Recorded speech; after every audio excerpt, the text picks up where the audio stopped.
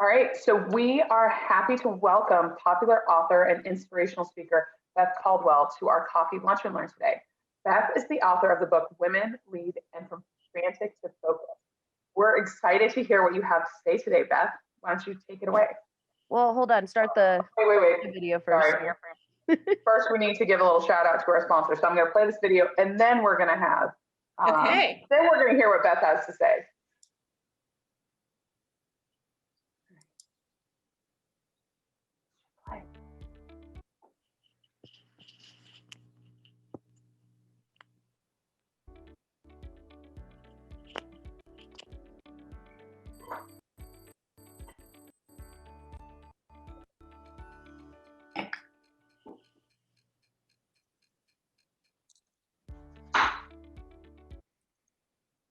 All right, everybody, welcome to another Friday Coffee Lunch and Learn. We're pleased to have you all on the call, and I'm hearing it's pretty cold across the country, wherever you are, so we're happy you tuned in with us today.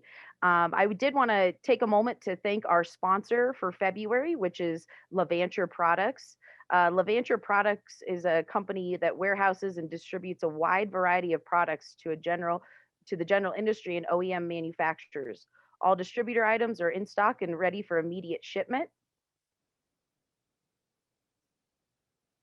Go next for me, thank you.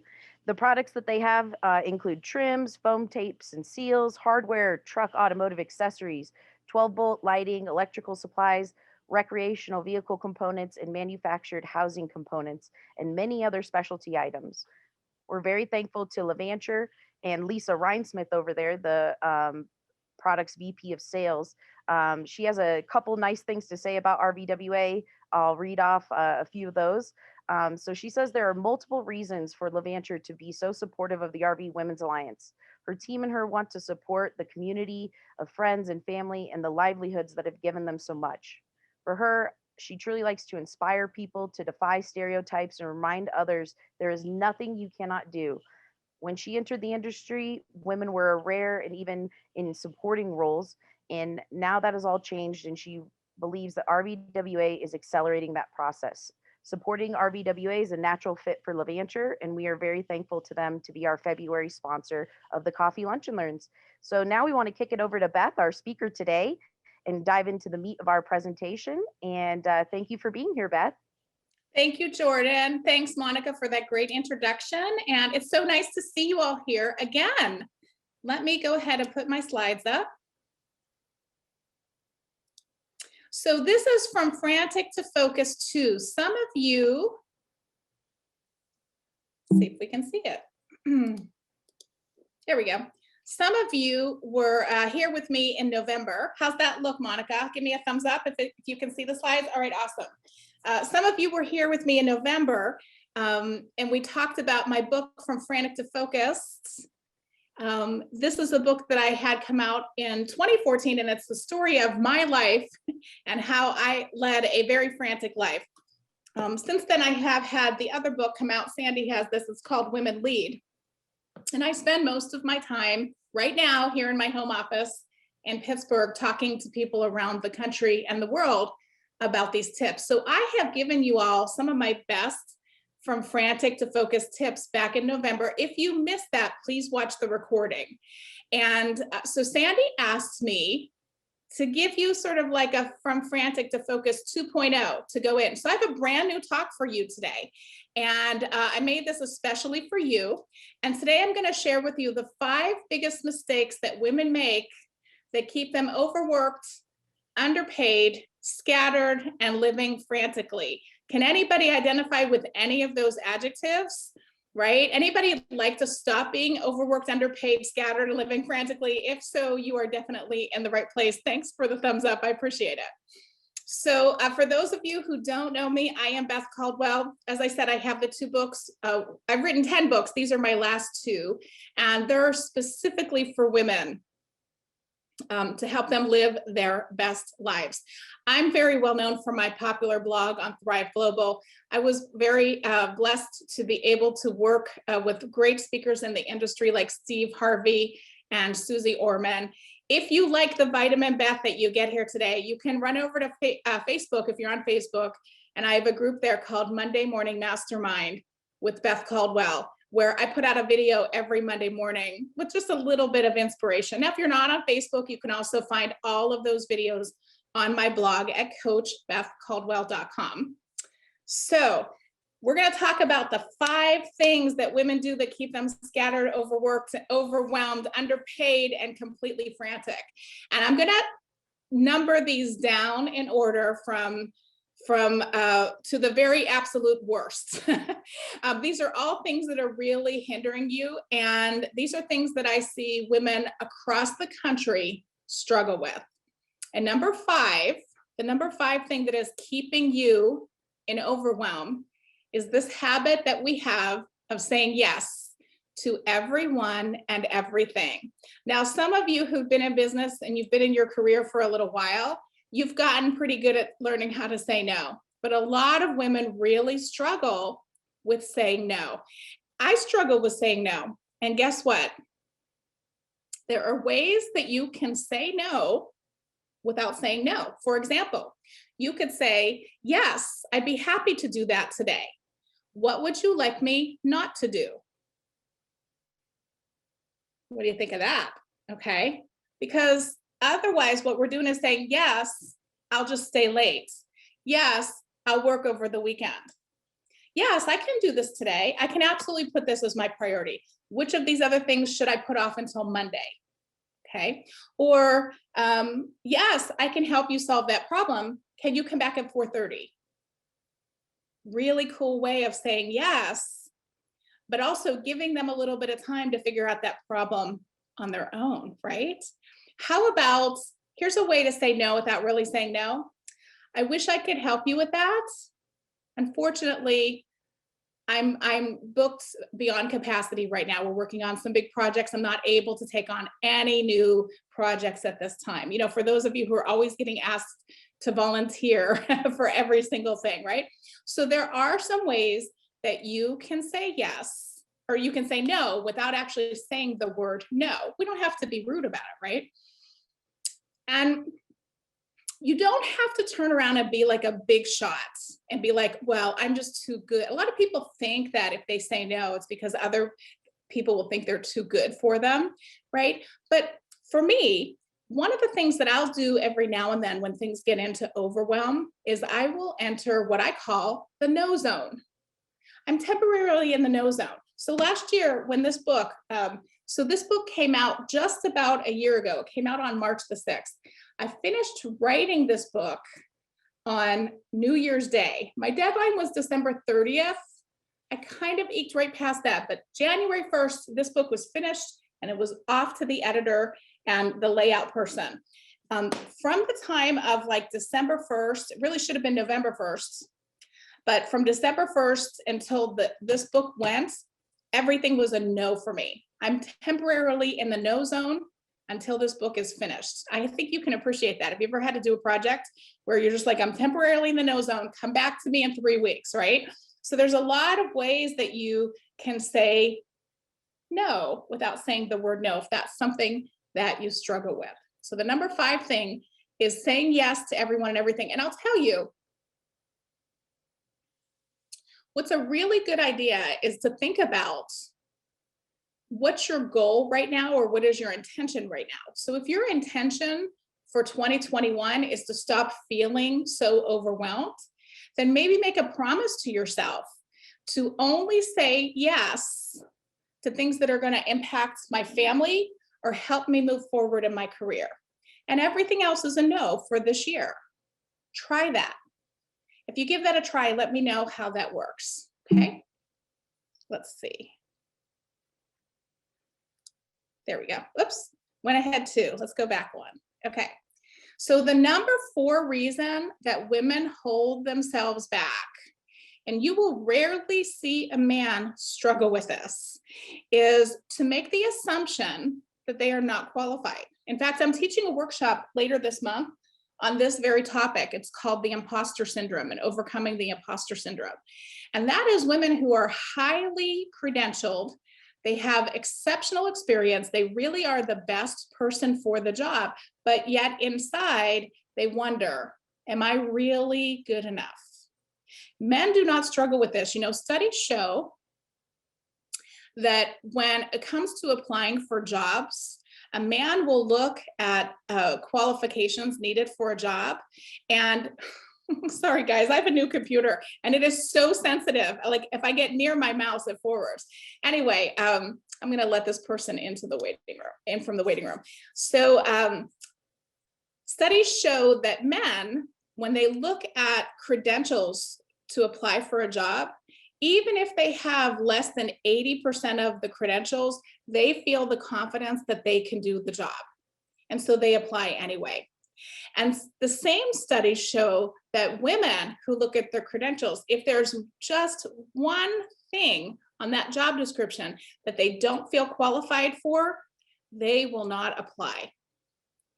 And so I want you to, every time that you see an open position, whether it's an open position in your career, if you want to move forward in your career, or maybe it's an open position, say in the community for a board of directors position, or some kind of a leadership position in your community and where you worship, or a committee that you might want to volunteer for at work. What if you changed the way you thought? Instead of thinking, I don't think I'm qualified for this, what if you changed that around for a moment and said, this committee, we'll pretend it's a committee, this committee would be, this sounds a little bit arrogant, but I really want you to say this in your head, this committee would be lucky to have me because. And turn around and start thinking about it from your strengths, because that's what we want to do. We want to always position ourselves based on our strengths. So can you do me a favor?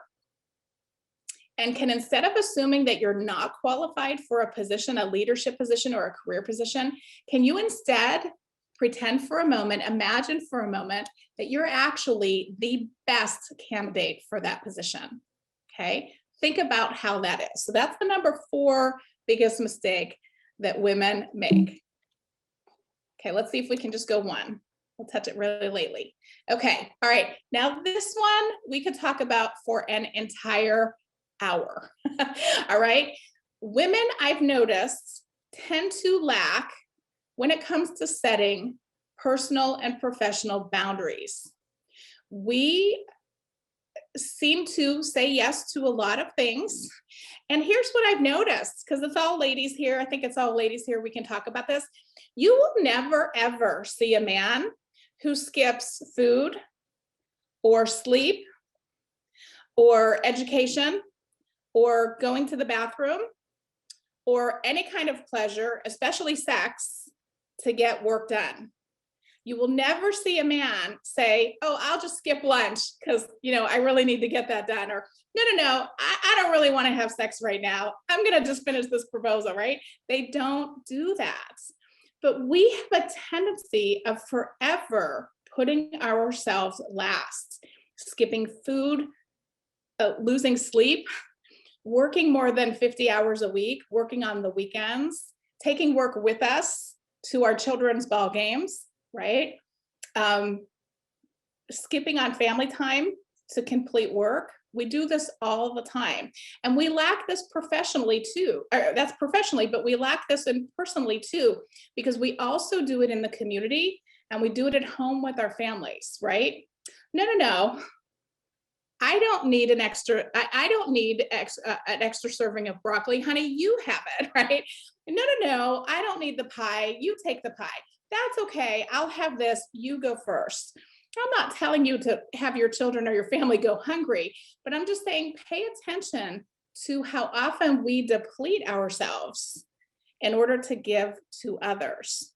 Also, something that men don't do. Now, this is what this entire book from Frantic to Focused is about, because I speak from personal experience here.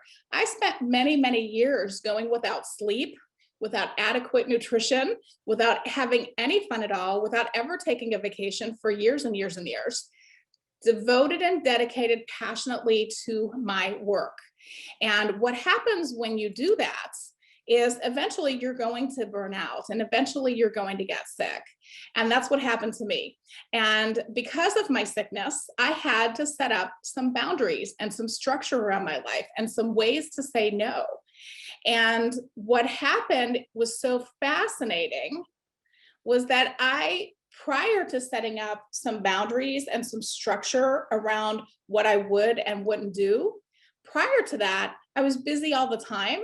I was missing sleep all the time. I was working like crazy. And although I was successful, I seemed to have like just enough money in the checking account, not a lot extra. But when I started to set up boundaries in my life and in my business, suddenly I started making more money. I started having a wait list to work with me because I stopped working nights and weekends. I started to be more in demand, and that is how I wound up working on the stage with Susie Orman and eventually with Steve Harvey, because I created some structure and I set some boundaries. Thank you for inviting me to run your fundraiser this year for the 10th year in a row. This year, I can't do that. But you know, Monica would be great at that. She really needs some experience in fundraising, right? And I started saying no slowly and started getting a little bit more respect around my career. And with that came more jobs, more high quality work, more money, and just a whole more healthier environment. Listen, people will, if you keep saying yes, people will keep taking, okay? They're not going to just say, no, honey, you do it. They're very happy to have you do their work for them. And while they take credit for it, they're very, very happy. Nobody really wants you harm, but they're not really thinking about you. They're thinking about themselves, okay? But by that same token, look, people are very happy for you to do the work, but they also will adjust accordingly when you set a boundary. Now, you can't just say, all right, people, I'm done here. You 27-year-old student still living at home, and I still cook for you and clean for you and do your laundry, you're on your own. Hope you don't go hungry. We can't do that. We've got to teach them how to cook, right? We have to teach them how to fend for themselves. But what we can do is set a subtle boundary, but like saying, listen, I'm going to be going back to school and getting my degree. And that's a really good thing for me. And it's a really good thing for my family. And what that means is it's time for you to help with the household chores. It's time for you to do your own laundry. Okay. Not talking to a 4-year-old here, but a 14-year-old can definitely help with laundry, correct? Okay. So setting these professional boundaries, not only does it keep you from being that victim, it also teaches others leadership skills, and it gives them life skills. So like this works at home and at work. We're giving them skills. So look, let me just pause for a second. If you have a child that's old enough to be, feeding themselves and dressing themselves and doing their laundry, and you're doing it for them, then you're robbing them from the ability to be independent. And on the same level, if you're at work and you're doing somebody else's job because you can do it faster because you've been doing it for a long time, that is keeping you from getting a promotion, but it's also keeping them from learning those skills and getting a promotion of their own. So while we have these habits out of helpfulness, we're actually hurting people by doing this. I worked as a social worker and I did this for years. So that's number 3. Number 2, putting the needs of others. Who can relate to this one? Putting the needs of everybody else before yourself. And we talked about this. I wrote a couple notes down here. We talked about this a little bit before. Always giving somebody else the last serving or the first serving or the best serving. Always making sure. I work with some people in offices where there's always that one woman who knows when everybody's birthday in the office it is. She knows everybody's kid and where they go to school and what fundraiser they do. She's the one you go to with your Girl Scout cookie sales, right? She's the one lady that does that. And she's the one person where if there's a death in the family, she's the one who's collecting money to send the flowers, or she's the one that has the card that she takes around for everybody to sign. Now, that's a wonderful attribute as a person to have. But do you have to be the one to do it every single time? And are you hurting your own career by taking care, nurturing, mothering everybody in the office? Okay. What I feel is a better thing to do is get together and say, listen, we want to be a workplace where everybody feels like they're a family member. So how can we share these? How can we share these responsibilities, right? So Dawn, how about if you handle birthdays? And Bertha, how about if you handle like school fundraisers? And Debbie, how about if you handle anybody that's ill or sick or any losses that we have in the family? Oh, and Jim and John and Jack, let's bring them into it too, right? Especially if they're in the office. Because I see that there's, when it comes to being like nurturing and caring, I see that men in the office don't do that at all. They don't even know about it. It's because the women are coming along and telling them how to do, what to do, and when to do it. That's not helping them, is it? Let's give them an assignment too, so that they can then realize how important it is to have that relationship with people that's outside of all business, okay? I get some criticism for my perspective on that, but I feel like if you want to be a business that has a family atmosphere, then everybody should participate, not just the women. Let me know what you guys think about that. If it makes you uncomfortable, I want to know. Okay, the number one, I think this is the most important and most critical mistake that all of the women in America make today. And this is that they make their most important life decisions based on what other people think. Let that sink in for a moment, okay? I see women every day that make choices on where they're going to school, what they're going to school for, where they're going to live, who they're going to marry, when they're going to marry, if they're going to break up with somebody, if they're not going to break up with somebody, if they're going to apply for a job, not apply for a job, apply for a promotion, not apply for a promotion, start a business, plant a garden, buy a tree, buy a car, even buy a computer, making those decisions based on what other people's opinions would be. Can you relate to that? I see people buying cars because of what cars their neighbor drives, even if they can't afford that car, right? Or being committed into a long-term mortgage payment or taxes based on because of what kind of home their cousin has or their brother has. Instead of actually making decisions based on what is best for you, best for your family, and what brings you joy.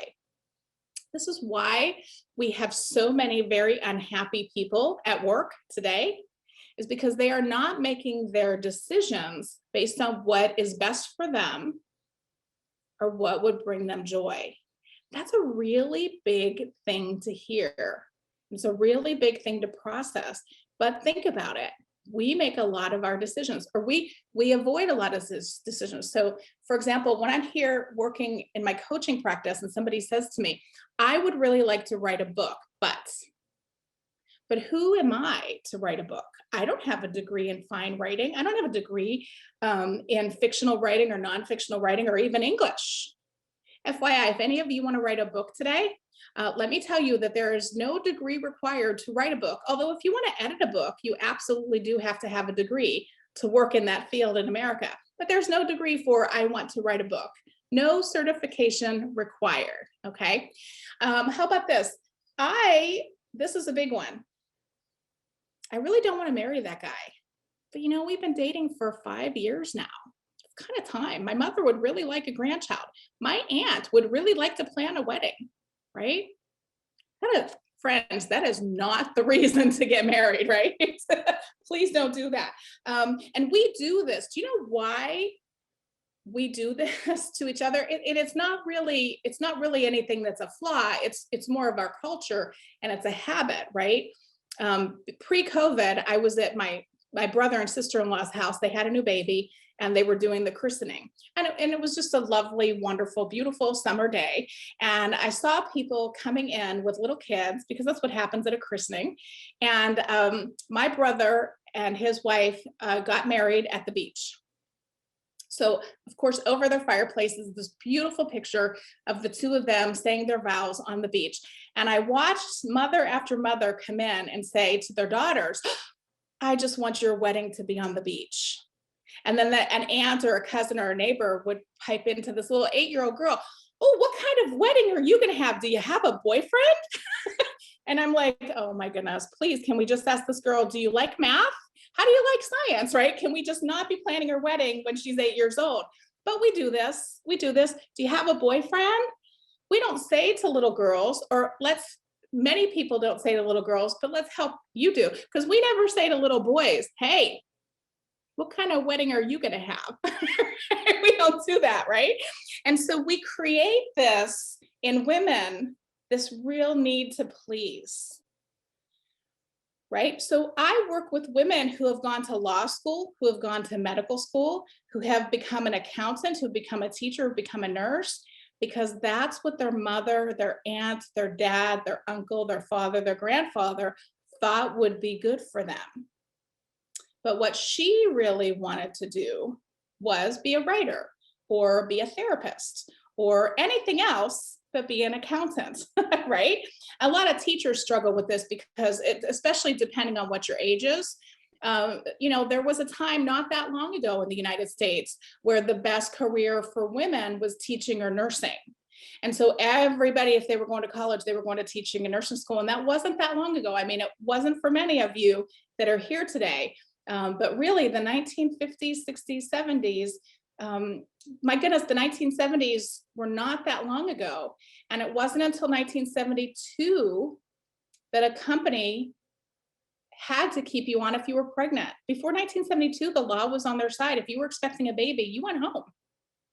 Can you imagine that? Many of you were born after 1972, right? And so this is sort of programmed into us. So pay attention to these. But it's really, really important that all of your decisions are based on what's best for you. But how about the most important decisions? Your career, your life partner, your where you live, what car you drive, how much debt you are in. All of those decisions really need to be made first and foremost by what's best for our family. And when you get into really big problems like debt or depression or anxiety, it all comes down to a lot of times those choices that you've made. All right. I wish I could see all of your faces. I can only see a couple of your faces, but I'm really anxious to see what you think of it. So let's go back over 5. Okay. So the number 5, we're going from easiest to hardest, right? Easy habit to change. Like the number 1, 5, the 5th biggest mistake that people make is they say yes to everyone and everything. Number 4, assuming that you're not qualified. Number 3, lacking personal and professional boundaries. Number 2, putting others' needs first. And number 1, really big problem, making your important decisions based on what other people think. Okay? So I have a free gift for you. I was going to give this workshop. I was going to give you the 5 things today. And I was going to do another workshop. I was going to give you 6 ways to say no. And I thought, that's a lot to jam into 1 hour. And I want to make sure that I answer your questions. So I actually have this. Monica, do you have the link to that workshop? I actually put this up this morning on YouTube for you. So it's one of those pages on YouTube that everybody can't see, but if you have the link, you can see it. Because I think almost everybody can get on YouTube. You might not be able to get YouTube at your office, but you could definitely get it at home. So take this workshop, 6 ways to say no. I recorded it right after I moved into this house. So you'll see, like there's really almost nothing in the office. All these things that I have, my flowers and my pictures, they weren't even up. So it was right after I moved into this house 2 years ago, I recorded that workshop. It's one of my most requested workshops when I travel. So I put that on YouTube for you this morning, so you can watch that maybe over the weekend and think about it. And listen, I struggled with saying all of these boundary mistakes. I have made every single one of them. And I can tell you that it's not really likely that you're going to come to a half an hour, 45-minute lunchtime workshop and then change everything around. Okay. But what I'm trying to do today here is give you some ideas and awareness, and then pay attention to your tendencies. Pay attention to your tendency to put other people first, or not have boundaries, or worry what other people think, whatever they are. But I don't expect you to spend a lifetime catering to everybody and then just today go, I'm not going to do that anymore. These are habits that you change gradually, that you set an intention to maybe reduce doing it as often, and then eventually you'll grow out of that with continued help and attention to it. And so I would say pick one thing from today. Pick one thing from today. One of these things: saying yes, constantly telling yourself you're not qualified, struggling with your boundaries, putting other people first, worrying what other people think. But that's a lot of things to change in one day, right? Pick one thing to work on now. And every time you notice yourself towards that tendency, say, oh, like I did this. Didn't I just say I was not going to say yes to everything? And didn't I just agree to volunteer for that fundraiser? Huh. Right? Instead of saying, oh, I can't believe I did that. I can't believe I did that. Why am I so nice? That is not something I want you to say to yourself. Say, oh, that's really interesting. I had that workshop with Beth Caldwell, and I said I was going to say no, and I said yes 4 times in a row. So when you begin to pay attention to those habits, then pretty soon you're going to catch yourself about to say yes, and you're going to go, wait, what did she tell me? Oh, I'd really like to help you, but I'm in the no zone right now. I have a really big project at work that I'm finishing, right? And then you're going to be like, oh, yes, I did it. Yes, I did it. And then maybe next time you will be able to think of it before, right? Just before. So a lot of times you'll be like, I'm not going to say yes. I'm not going to say yes. And you'll say yes. And then you'll be like, oh, I didn't really want to say yes. How did that happen? And then the next time you'll actually be saying yes, and you'll catch yourself, but it's too late. And then after you keep paying attention, you'll catch yourself before you say yes. And that's whenever we know we're making some changes. I'll tell you, for me, I notice that when I tend to overbook myself, I'll slip into my bad habits. Or if I tend to, this kind of goes with overbooking myself. If I will tend to be sleep deprived. So there are certain times when my life does get hectic. For example, in my career, September and October are Women's Small Business Month and Professional Women's Month and Entrepreneurial Month. There's a lot of conferences that happen in September and October. So where I may have not maybe done 1 or 2 workshops in August, I might do 13 workshops in September, 20 workshops in October, and maybe 4 in November. So my business, like yours, has a season where things are hectic, but then you turn around in February and there's only 4. So I know that there are temporarily times when I'm going to be more busy than others. And so you allow for that. But I noticed in the early days that when I tended to get a little bit tired, a little bit too busy, I would slip back into my habits. And that's when I would enter my no zone again until my calendar got clear. And that's how I kept myself on this. So I do want to invite you, and I sent this also to Monica. I'm teaching a masterclass for the first time on overcoming the imposter syndrome. And that is absolutely free. It's something I'm doing during the COVID-19 crisis. Since I'm not traveling, I've been offering a free workshop online every single month. So if you would like to come to that, it's not on a Friday. So it won't interfere with your coffee, lunch, and learn. It's on a Thursday.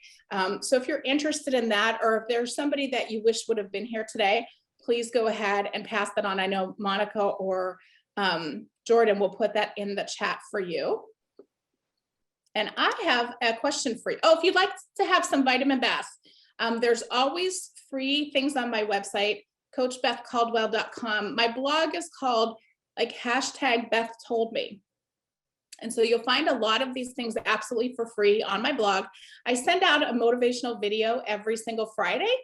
So if you want to get those videos on Friday mornings, sign up for my newsletter then. But I have a question for you. Let's see here if I can see you. Let me stop sharing this so I can see folks. Of all of the 5 things that I shared today, who would like to tell me, and we can do it anonymously in the chat, or you can unmute yourself and we can talk about it. What would be one thing that you would like to stop doing? I'm anxious to know. Let me get my glasses and I'm going to look in the chat.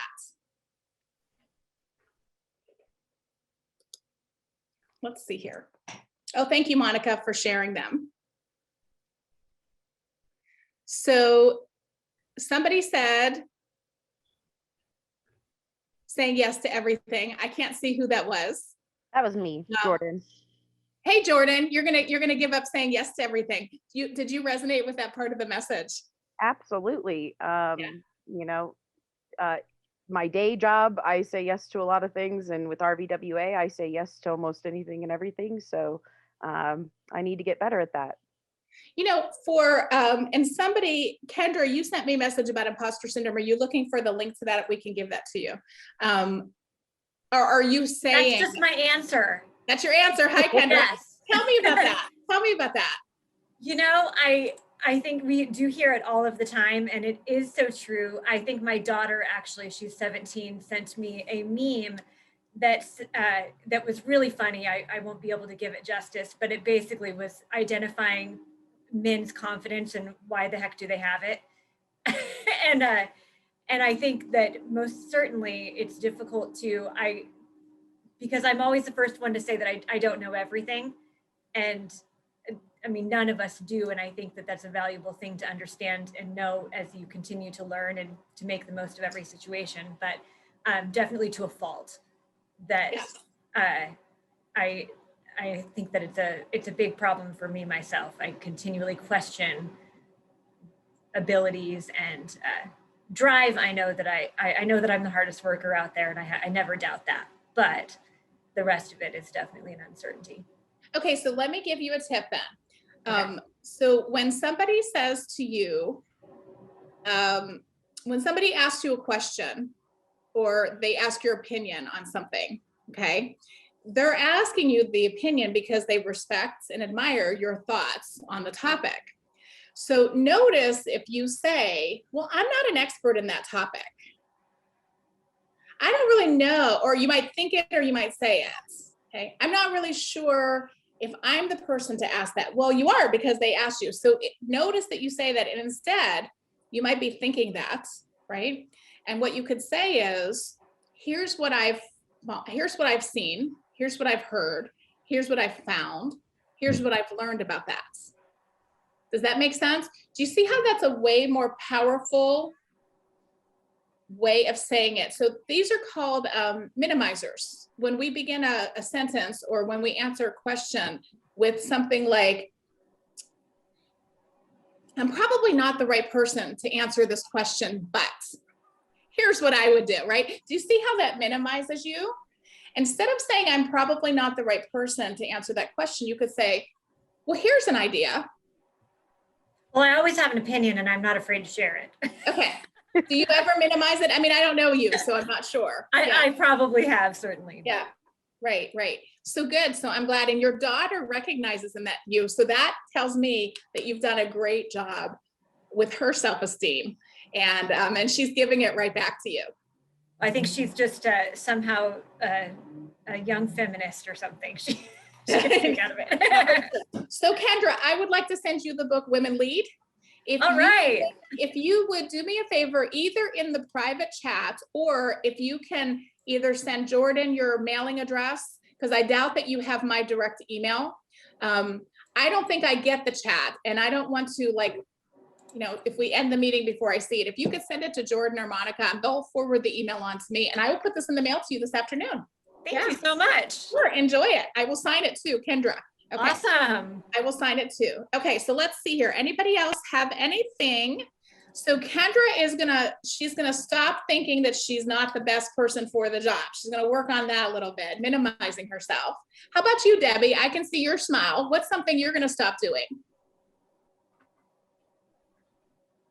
Well, first of all, Beth, I really appreciate the seminar today. I think it's very valuable. You know, a few years ago, I was asked to participate in one for RVDA, and I couldn't really understand, well, why a women's seminar? Because business is business. I viewed it as being gender neutral. And I went in order to prepare for the seminar because I said yes, and I agreed to do it, even though I didn't really feel I had anything to offer. So in order to prepare for it, I went to a seminar here in Phoenix. And I did learn quite a bit, many of the same things that you're talking about now. So I think it's very valuable for you to continue to give these presentations and to give it all to us. I'm pretty comfortable with delegating and segregating. So I would say, the idea of saying yes, I don't challenge too much with that. If I had to pick one of the items, I think I probably would pick imposter syndrome. Yeah. So, but I waffle between feeling that way and feeling very confident. I love the little illustration you had with the kitty cat looking in the mirror and seeing a lion. That was cute. And I'm so glad you brought that up, Debbie, because I don't know any of you personally. We haven't had the opportunity to meet yet. And I do know that in this organization, we have highly accomplished leaders and we have entry-level women and everything in between. And so here's something that I'm so glad that I saw your smile there on the panel, because you reminded me that this is a really wonderful benefit of women's organizations. And that is that when somebody has conquered saying no, or when somebody has conquered the imposter syndrome, or when they have conquered the inner battle of I belong here, even if you don't ever say anything, if you just are that, if you just represent that, give everybody else permission to do the same. Yeah. And that's what I think we need to see more of. And I am not by any means saying that we don't need to be married or get married or have wonderful weddings, but we just don't need to plan them from second grade. Right. Yeah, exactly. Great. Anybody else have anything that they want to share? Okay, Dawn. Dawn, where's Dawn? Can I see you, or are you just on the chat? Dawn says personal and professional boundaries. Yeah, you should be able to see me. I'm on video. Hi, Dawn. Yeah. Tell us about something that you have. I'm sure you're at a place now where you've already like said yes to something, or you've had a boundary that you wish you'd had. Well, I'd say the companies that I've been with previous to starting my own business a few years ago, I was saying yes to everything. I was doing other people's jobs, that just not to any benefit of my own, just to get things done, to make it easier for the company, to make it easier for, just myself actually to, make sure that things got done. And I would work late, I would work long hours, with no extra pay, that kind of thing. And so now it's nice that I have my own business, so that, everything that I do is for me and for our business and for my partner and I. But now it's really a lot about the business. So I need to make sure that I have that personal space as well, so that I take the time. I could sit here all day at my desk and forget to eat, or forget to, take the dog out, or whatever it might be. So, just got to make sure that we make time for yourself as well, not just for the business. So true. And it's hard to do when you own your business. I've definitely been there. But there was just an article, I can't remember if it was Inc. magazine or Forbes magazine that I was reading, that they showed some scientific studies that if you work like past 8 hours a day, how much your productivity drops off. Okay, and if you work more than 5 days a week, how much more? And so you own your own business, I can ask you, how many times have you had a brilliant, amazing, fantastic idea while you were sitting typing on your keyboard, right? Exactly. Never. You have those brilliant. How many of you have these amazing ideas in the shower? It's like you're like, oh, or there's something you remember, right? Okay, while you're sleeping. Having those amazing ideas in the shower, when you're doing dishes, right before you fell asleep, right when you wake up, when you're driving down the car, that's a sign that you're probably working too many hours or doing too many things. Because what happens is those brilliant ideas come into us when our mind is on autopilot, brushing our teeth, or, in the shower, right? You don't have to think about what you're doing in the shower, because you know how to do it, right? So there's no analysis going on. And that's why those brilliant ideas come to you. But guess what? They can also come to you while you're taking a hike, taking a walk, sitting on your porch with a glass of tea, always have a notebook nearby, always have a pen and paper nearby. But the more we slow down, the more the big answers come to us. It seems counterintuitive, but it's absolutely true that slowing down will really help you to speed up. And guess what? This brain and this body know how much energy you have. It needs 8 hours of sleep. It needs 3 meals a day. It needs water, right? Now you can prove that you can go without water and food and sleep and using the bathroom and all kinds of fun things.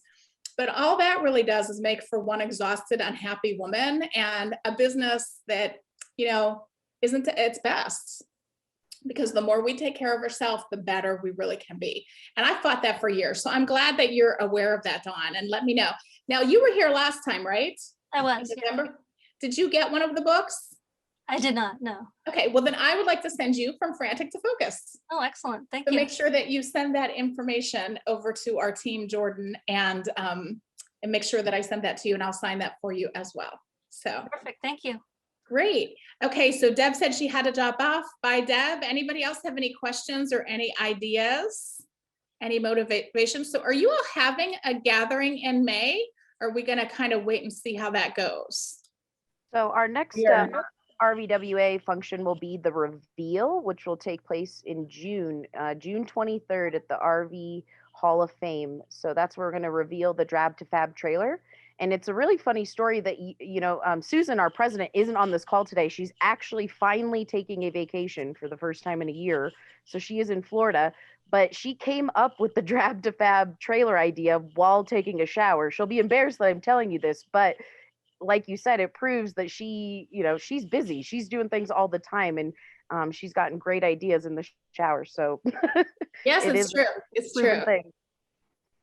So I just want to take a break real quick and just give one more acknowledgement to our sponsor of our February Coffee Lunch and Learns before we dive back into more questions. So just as a reminder, it's Levanture Products this month. This is a nice company shot of their group there. And Lisa, our sponsor and member of RVWA, is right there in the middle. She's got the dog in her lap. And so thank you to Lisa and her team over at Levanture Products. Seems like a great place to work, great group of people. Here's some contact information for Levanture if you're interested, their mailing address, phone number, where you can email them. And we are just so grateful for their support and sponsorship. And that's what keeps RVWA free, for our members and funds all of our programs. So we're very appreciative of their sponsorship this month. Awesome. Thank you for that. Thank you, Levantra. And let's see here. Some more questions came through. So, okay, how do I convince someone that it's okay to, even if she doesn't have every qualification on a job description, to apply anyway? So let me tell you a story about the first leadership job that I had. So this book came out in 2014. It's called Smart Leadership. And it says in the back, let me read to you what it says on the back, because I feel like this was a long time ago that I wrote this, and I've definitely come a long way. It says, when she received her first leadership position at age 22, Beth Caldwell thought being a leader meant being responsible for doing all the work, answering all the questions, and solving all the problems of her coworkers. Because being a boss is not the same as being a leader. So I applied for this job when I was 22 years old. And let me tell you, when I was 22, my dad was very concerned that I was not married yet. So I come from a very big Italian family, and it is very important to be married in my family. And I was not married. I was 22, and he was starting to sweat this out, okay? And he decided that if nobody was going to marry me, I better get a good job because, I'm expensive, right? And so I had a job. I was working for a company called US Air at the time. They're no longer in business, but it was US Air. I live in Pittsburgh, Pennsylvania, and that was their headquarters at the time. And I wanted to be a trainer. I wanted to be a teacher, a speaker, a leader. That was, my soul looking for what I was really designed to do at a very young age. So I had already had a job working at the ticket counter for US Air. And this was back in the day when you filled out job applications by hand, and you would get like 4 job applications and like fill them out very carefully and perfectly, turn the best looking one in, right? So I was sitting at the kitchen table and I needed to have 4 years of leadership experience in order to apply for this position. And I wasn't even 4 years out of school. I was like 4 months out of school. So I did not have it. And my mom said, well, you were always a leader in Girl Scouts. And my dad said, yes, you were. Yes, you were. Why don't you just write down on there that you've been bossing people around since you were 2 years old? There you go. 18 years of experience, right? And so you have to get creative with the people you're mentoring, in this case, your daughter, your coworkers, even yourself. And for example, was it Dawn who was talking about how you did everything at the company, right? And so you actually have accounting experience, you actually have hiring experience, you actually have planning and organizational experience, right? It might not have been in your job description, but let's look at what you did. So how embarrassing, but I got the job, you all. I actually got the job. I later found out I got the job because there wasn't one man in the whole company that would take the job. Because it was so bad, but it was a great, great, great job for my learning and development. But I put down 2 things for leadership experience. I put down my time in the Girl Scouts, and I put down how I ran the concession stand for my little brother's Little League team. And boy, did I run that concession stand. Let me tell you something. I was about 14 years old and I had it all shaped up, because who really wants to wait for their hot dog 15 minutes, right? I had a motivation, right? And so you want to really look at everything that you have done in every aspect of your life. Because look, we're not going to change women into men, nor should we. We don't need to change your brain into thinking in that way of course I'm qualified. As a matter of fact, not only am I qualified, I'm the best person for the job. I wish I could just wave a magic wand over you and make you think that way. But that's truly not the way we're designed, and it's definitely not the way that we've been conditioned. But let's look at the things that you have done. Another thing that you can look at is look at the things that people thank you for in your current role, whether it's a student, a Girl Scout leader, or a leader at your company. What are the things that people thank you for over and over and over again? It's usually always around the same thing. Well, she's really fast. She can really solve a problem. She's very, very, very high standards to excellence and really great quality in everything that she does. Look at those thank yous that you get, and those are your gifts. Those are your strengths, okay? All right, Dawn, let me know if that helps, okay? And please, though, connect with me on either LinkedIn or Facebook if you're there. And it's gone up a little bit, so I haven't seen who it was, but connect in my Facebook page, in my Facebook group, Monday Morning Mastermind with Beth Caldwell. That's a private group, so it's not like what you say is in public, but I want to know like how you did on that job application, or how your daughter did on that job application. So let me know. All right, let me scroll down here. I know we're just about at the hour. I want to let everybody back to work on time. Let's see. Emily says, as she looked back, number 1 is a subconscious issue. It is a subconscious issue. It's the way we have been, I don't know if programmed is the right word, but conditioned. We have been conditioned and we are natural nurturers. That is a gift of being a female. That is a gift to be a concerned and compassionate person. It's a gift to be a woman, a person, an individual with high standards. It's also a gift to be a man and not be affected by the emotions of what other people think when you have to make a hard decision, okay? That's also a gift. Look, a lot of this stuff can be learned. So just because you are a certain way doesn't mean you have to always be, just because you've been somebody who has never had a boundary because you were taught to be really nice. There's nothing wrong with being very nice. But we don't want to be nice to the point of where it affects your health.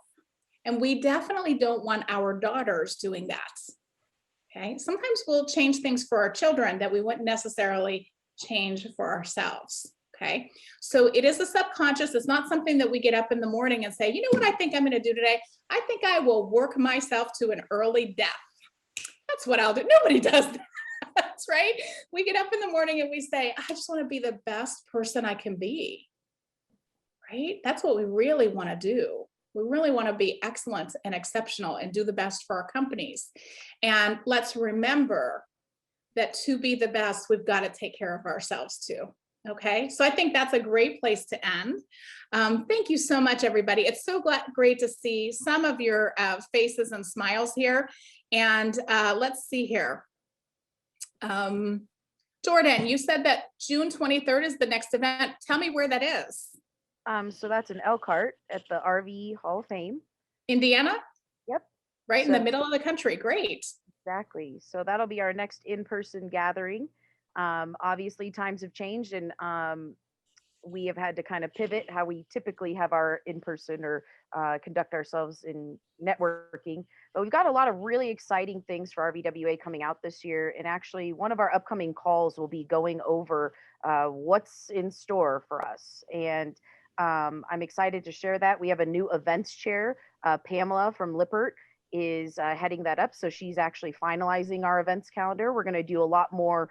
We're always going to keep the coffee, lunch, and learns going, but we're going to try to do some more happy hours, get some ladies engaged at different times throughout the week or month. And that's something we're really looking forward to this year. So thank you, Beth, for coming for the second time. We are so thankful to have you and on our rotation of speakers.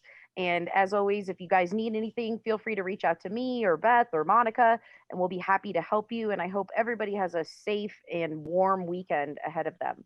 Yes. Bye, everybody. So nice to see you all. Thanks for the kudos in the chat. I'm reading them. I'm seeing them. And you guys have a wonderful weekend.